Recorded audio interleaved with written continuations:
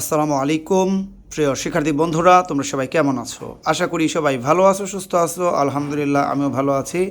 আজিম learning point YouTube চ্যানেলের পক্ষ থেকে তোমাদের সবাইকে স্বাগত। আজকের এই ক্লাসে আমি তোমাদেরকে 10টি সাধারণ জ্ঞান শেখাতে চলেছি। প্রিয় শিক্ষার্থী বন্ধুরা, সবাই স্ক্রিনের দিকে খেয়াল করো।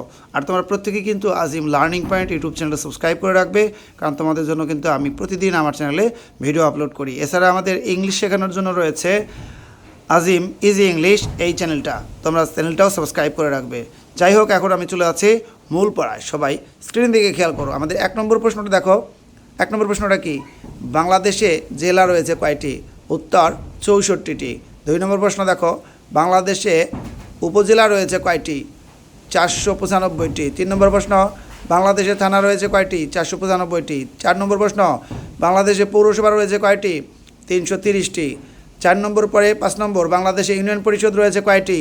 4578টি। 6 নম্বর প্রশ্ন, বাংলাদেশের সিটি কর্পোরেশন রয়েছে কয়টি? 12টি।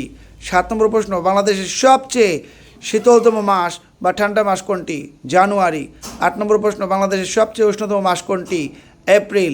9 নম্বর প্রশ্ন, প্রথম বিশ্বযুদ্ধ হয় কত সালে? 1914 সালে। 10 নম্বর প্রশ্ন, দ্বিতীয় বিশ্বযুদ্ধ হয় কত সালে? 1939 সালে।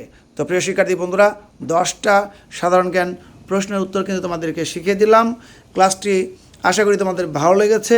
ভালো লাগলে অবশ্যই ভিডিওতে একটা লাইক দিয়ে দিও, পারলে বন্ধুদের মাঝে একটু শেয়ার করে দিও। তোমরা যারা আমার চ্যানেলে নতুন, অবশ্যই চ্যানেলটা সাবস্ক্রাইব করে রাখবে। সবাই ভালো থাকবে, সুস্থ থাকবে। আল্লাহ হাফেজ।